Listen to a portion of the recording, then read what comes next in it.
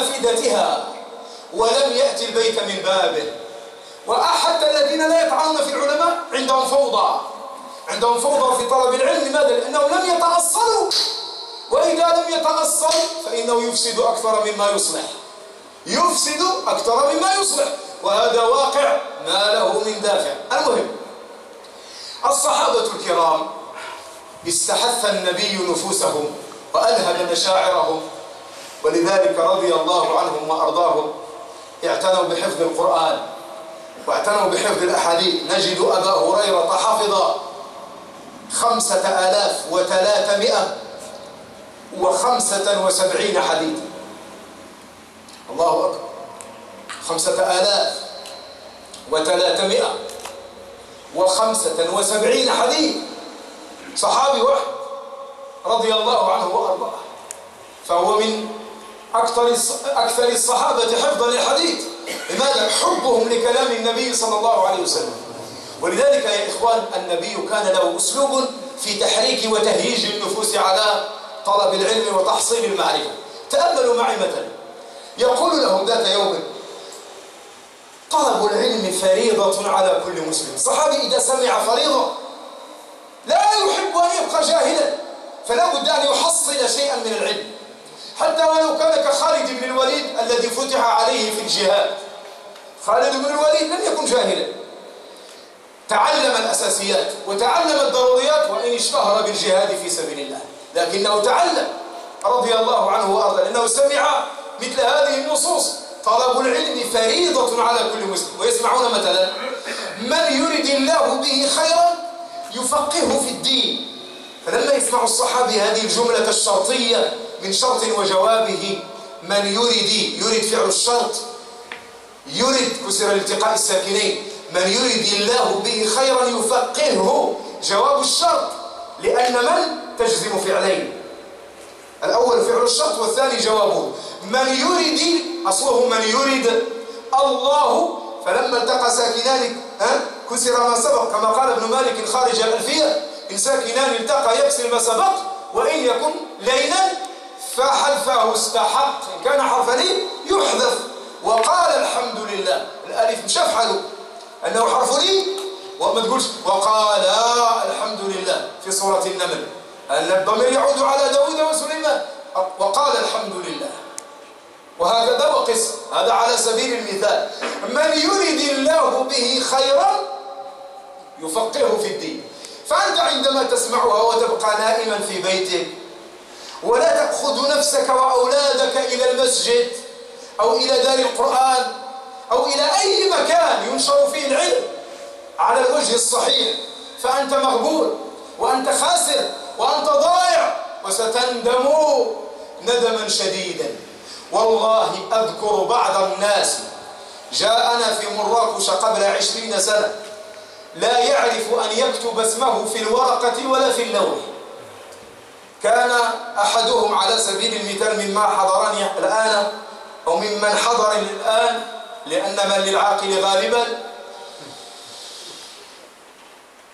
وقد تأتي ما للعاقل فانكحوا ما طاب إلا أن ما لغير العقلاء غالبا، وتأتي للعقلاء قليلا، ومن للعقلاء غالبا، وتأتي لغير العقلاء قليلا. كل شيء في محله. القاعدة ما خصكش ترضى غير هكذا، أبدأ تعرف الخلاف. المهم، جاء هذا الرجل الذي أستحضر صورته الآن لا يعرف أن يكتب اسمه، فصار أساتذة المكلفون بتحفيظ القرآن يعلمونه ألف باء إلى آخره.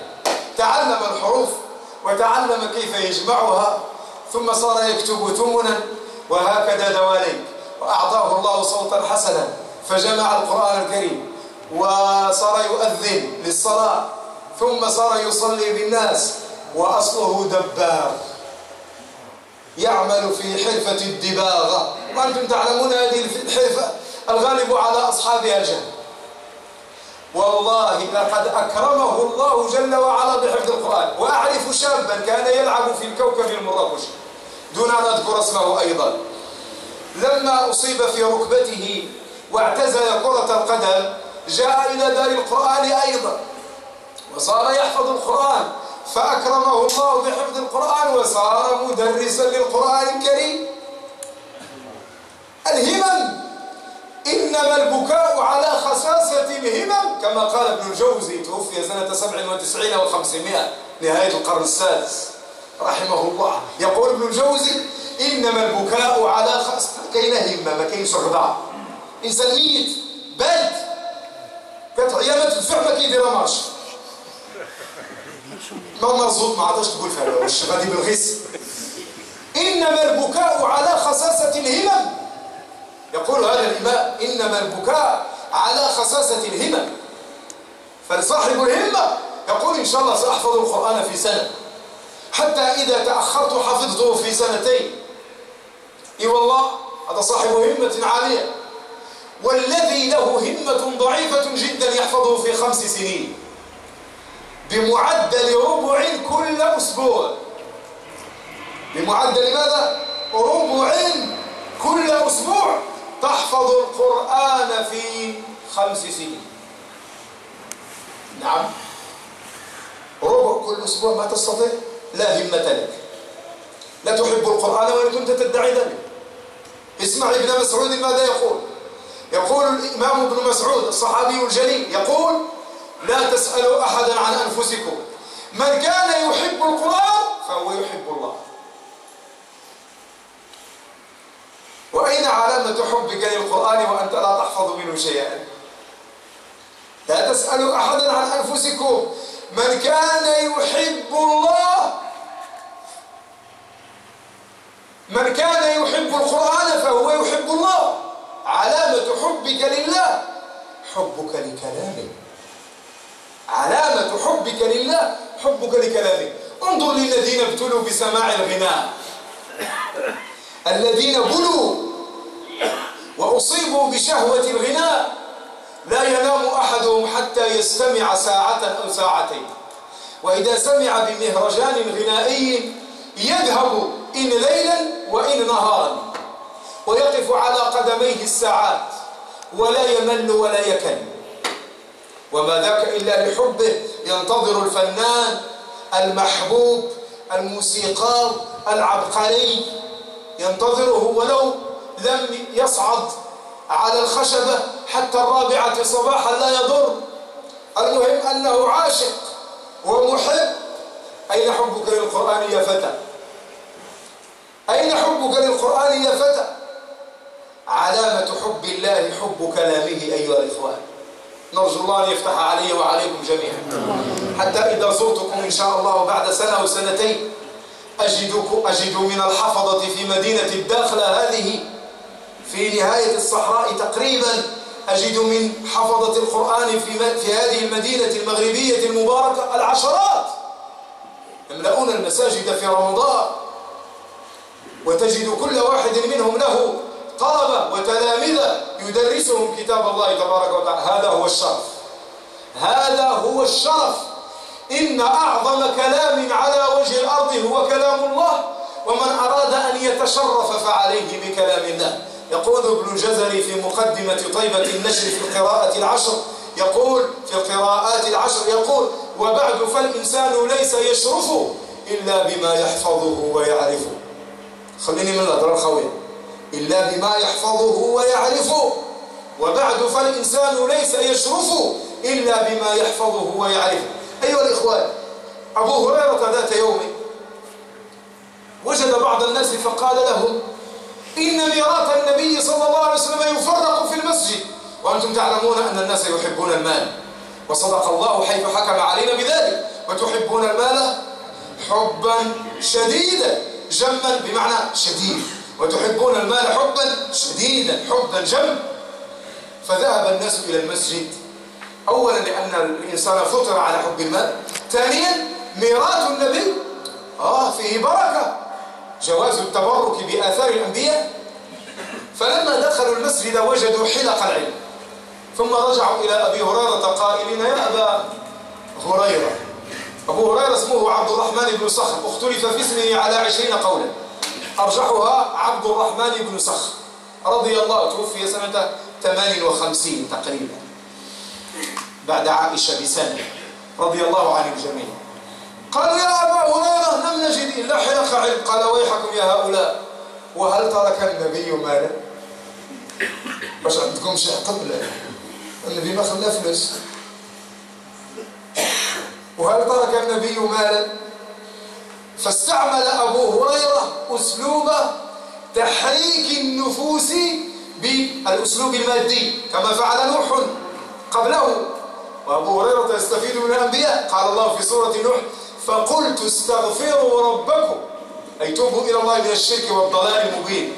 فقلت استغفروا ربكم إنه كان غفارا يرسل السماء، الماديات، يرسل السماء عليكم مدرارا. المطر المدرار هو المطر الكثير التحلب من السماء، كما قال الشوكاني في فتح القدير وغيره رحم الله الجميع. يرسل السماء عليكم مدرارا ويمددكم بأموال. سبحان الله. واش الاستقامة فيها الفلوس؟ هي فيها الفلوس، فيها الدين والدنيا. فعليك أن تلتزم بدين الله، فالله جل وعلا سيكرمك في صحتك وعافيتك، وسيكرمك بالزوجة وبالأولاد وبالمال، شريطة أن تكون صادقا مع الله.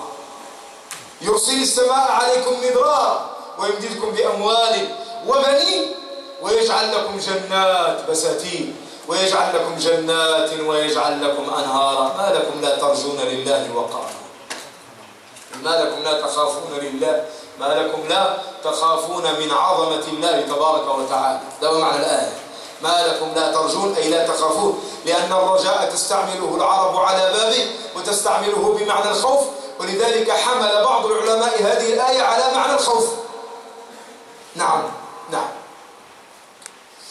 الرسول الكريم ذات يوم أيضا خرج على الصحابة وحرك هممهم إلى طلب العلم.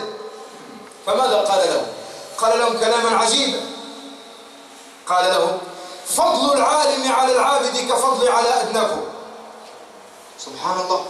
فضل العالم على العابد كفضل على أدناكم، أي كفضل النبي على أقل إنسان في الأمة المحمدية. عجيب. إذا العالم له شأن، لماذا لا أكون طالب علم أو عالما؟ لماذا؟ هل أعجز أن أكون طالب علم؟ لا همة لي إذن. فإن عجزت أن أكون عالما فلن أعجز أن أكون طالب علم. عمر بن عبد العزيز يقول عن نفسه تاقت نفسي إلى الإمارة فلما أدركتها تاقت نفسي إلى الخلافة. ما معنى تاقت بالتاء؟ تاق يتوق بمعنى تعلق وارتبط واشتدت بغيته للشيء. تاقت يعني تعلقات. تاقت نفسي إلى الإمارة ولا أمير على المدينة مدة، عمر بن عبد العزيز. فلما أدرك الإمارة تاقت نفسه أن يكون خليفة فأدركها بفضل الله.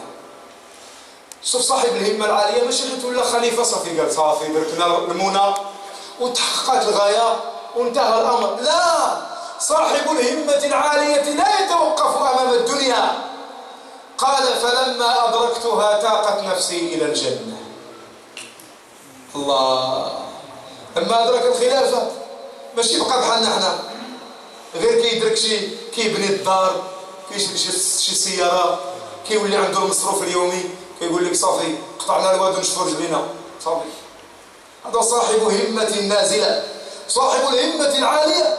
وإن أدرك من الدنيا ما أدرك تتوق نفسه إلى الجنة فيسعى إلى العمل لها. قال فلما أدركت الخلافة تاقت نفسي إلى الجنة، فلما تاقت نفسي إلى الجنة زهدت في الخلافة. ولذلك لما صار خليفة يا إخوان كيف كان عمر بن عبد العزيز؟ كان إماما في الصلاح وإماما في الزهد وإماما في العدالة وإماما في كل شيء مما يحلم به العقلاء. حكم 2 و4 أشهر و25 يوما تقريبا إن لم تخني ذاكرتي الضعيفة. 2 و4 أشهر و25 يوم أعدها 2 و4 سنين و25 شهرا. ضرب هذاك الشيء هذا عمر بن عبد العزيز لما أدرك الخلافة اجتهد. لذلك النبي يقول فضل العالم على العابد كفضل على أدناكم. ومن غرائب عمر بن عبد العزيز، من غرائب عمر أن زوجته فاطمة جدها خليفة وأبوها خليفة وأخوها خليفة وزوجها خليفة. قال الشاعر بنت الخليفة والخليفة زوجها أخت الخليفة والخليفة جدها. احفظوا بنت الخليفة والخليفة زوجها أخت الوليد أخت هشام أخت الخليفة والخليفة عبد الملك والخليفة جدها عبد الملك بن مروان والخليفة جدها عبد الملك. غريبة في هذه المرأة، ولكن لم تتأثر بهذا الفضاء المادي، بل تبعت زوجها. لما زايد في الدنيا زايدت معه، لما تاق إلى الجنة تاقت إلى الجنة معه. هكذا فلتكن النساء وإلا فلا. صدق المتنبي في مثل هؤلاء يوم قال فلو كانت النساء كمن ذكرنا لفضلت النساء على الرجال فما التأنيث لاسم الشمس عيب ولا التذكير فخر للهلال. الشمس مؤنثة يحسن القمر والقمر مذكر، جمع راسك. لا إله إلا الله. وفي رواية فضل العالم على العابد كفضل القمر ليلة البدر على سائر الكواكب. كيف يكون القمر ليلة 14 وال15 يكون مستديرا منيرا مضيئا، كذلك العالم. فيا إخواننا لعل هذه النصوص تلهمنا وتحركنا، وألا تكون تدخل من هذه الأذن ثم تخرج من الأخرى، فإن هذا سيكون حجة علينا يوم القيامة. فاطلبوا العلم جزاكم الله خيرا، وارفعوا الجهل عن أنفسكم، وحاولوا أن تحفظوا القرآن. لا تبنى دور القرآن ولا تبنى المساجد ولا مراكز القرآن من أجل البناء، إنما تبنى من أجل البناء. والبناء بناءان، بناء مادي وبناء معنوي، والمقصود المعنوي لا المادي. المادي وسيلة والمعنوي غاية، فافهموا رحمكم الله. المادي مجرد وسيلة كالأكل والشرب، وأما الغاية هو أن يتخرج حفظة القرآن. والحمد لله ملك البلاد كما تعلمون له هذه الرغبة في، كما تسمعون الآن كثير من الأنشطة القرآنية والحفلات القرآنية ومراقش إن شاء الله ستبنى فيها مؤسسة قرآنية. فهناك مشاريع كثيرة إن كان بعضكم لا يعلمها، نحن نعلمها بحكم تخصصنا. فينبغي أن ننشر القرآن. فقد أراد أعداء الإسلام أن يجعلوا أبناء المسلمين لا يحفظون الحزب 60، ويأبى الله إلا أن يحيي نوره ولو كره الكافرون. فأحيوا القرآن في بيوتكم. زمان كنت تدق على الدار فتسأل كم في هذا البيت من حافظ، يقولون الأب حافظ والزوجة حافظة والبنت الكبرى حافظة والوسطى حافظة والولد الأكبر حافظ والصغير في النصف من القرآن الكريم، ولا تكاد تجد إلا 2 أو 3 ممن لم يتم القرآن. واليوم إذا طرقت الباب وقلت كم يحفظ عندكم، يقولون نعم عندنا من يحفظ الريال من الحارس إلى رونالدو، وعندنا من يحفظ البارسا من الحارس إلى ميسي. إي والله نعم، هذه بيوت المسلمين في الشرق وفي الغرب. فانظروا إلى بيوت زمان وانظروا إلى بيوت هذا الزمان، فنريد أن نرجع البيوت إلى ذلك الحال، أن يكون في داري وفي دارك من حفظة القرآن 2 أو 3 أو 4 أو الكل، وما ذلك على الله بعزيز. جزاكم الله خيرا. أما الآثار حتى نختم إن شاء الله، أما الآثار فأهدي إليكم أثرا تحفظونه جميعا، لكنني أريد أن أتفاعل وإياكم معه. علي، وما أدراك ما علي، كان يحفظ القرآن وكان فقيها، وكان رضي الله عنه يفتي في النوازل، بمعنى وصل درجة الاجتهاد. علي بن أبي طالب رضي الله عنه وارضاه، هذا الصحابي قال فيه عمر بن الخطاب: قضية ولا أبا حسن الله، بمعنى نازلة وما كاينش عليه، بمعنى فقيه عالم مجتهد بلغ درجة الاجتهاد يستحق أن يفتي في النوازل. علي قال ذات يوم لأحد التابعين يسمى كميلا، قال له: يا كميل بن زياد، يا كميل عي عني. عي من وعى يعي بمعنى فهم، وعى يعي وعيا. يا كميل عي. تسمعون في بعض الأشرطة: يا كميل عي. خطأ لغوي فادح. لماذا؟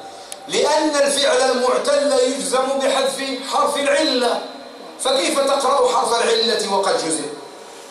لماذا تقول عي؟ لا، يا كميل عي. يا زيد في بوعدك. يا فلان قي نفسك المهالك. قي من وقايا قي. ما تقولش قي نفسك، خطأ.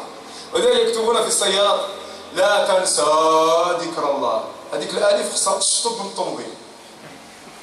لا تنسى، هذيك الناهيه، ولا الناهيه كتجزم، هذيك الالف ما خصهاش تبقى. لا تنسى فقط. ولذلك انظروا للقرآن الفصيح: فلذلك فدع.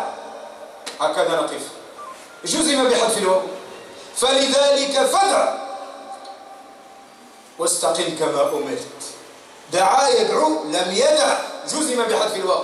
قال الناظم: والأمر مبني على ما يجزم به مضارعه يا من يفهم، كصم وصل واخشى وادعو وارغبوا، وكرغبا وكرغبي يا زينب. اجمع لك في جوج الأبيات القاعدة ديال الأمر، ما عمرك تلف.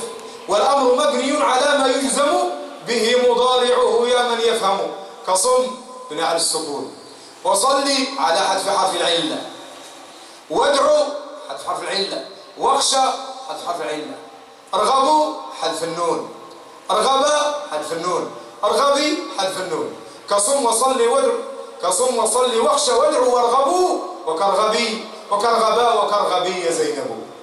قواعد تؤصل لك في علم العربية.